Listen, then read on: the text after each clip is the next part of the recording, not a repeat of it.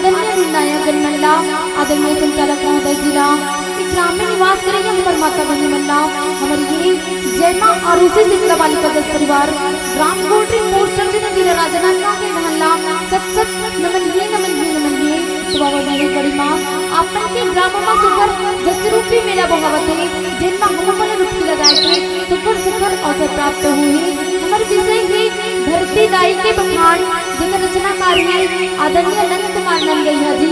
तो बाबा बहनी बड़ी माँ हमारे मंदिर व्याख्या गाय बजाय माँ दोनों भी प्रकार की गलती हुई प्रेरणा अपन छोटे छोटे नाने लेकर समझ के क्षमा करियो प्रेम से बोलो शीतला माता की जय, की जय, की जय, बोले धरती मैया की जय। धन धन के धरैया मैया,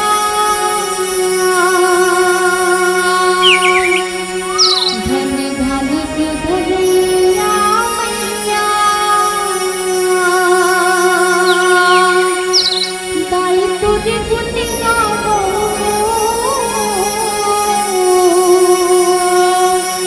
मैया तुझे गुण गावो, अन्न पानी के दिया मैया तुझे गुण गावो, अन्न पानी के दिया मैया तुझे गुण गावो।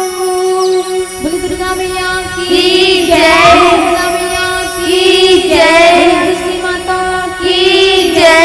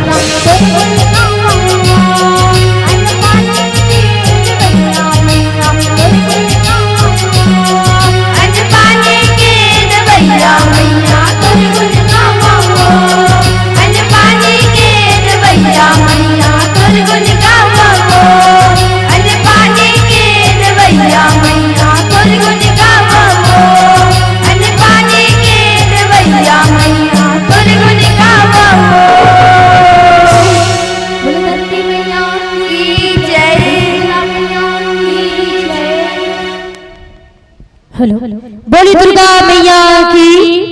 बहुत सुंदर अपन के प्रस्तुति। जय मां आरुषि शीतला बालिका जस परिवार, ग्राम गोरई, अर्जुनी, राजनांदगांव, छत्तीसगढ़। आवो तत्पश्चात तैयार रहो। जय मां सिद्धिदात्री जस जगराता परिवार, दाऊ चौरा, खैरागढ़। आपन से निवेदन की अपन अपन तैयारी बनावत चल हो। जय मां सिद्धि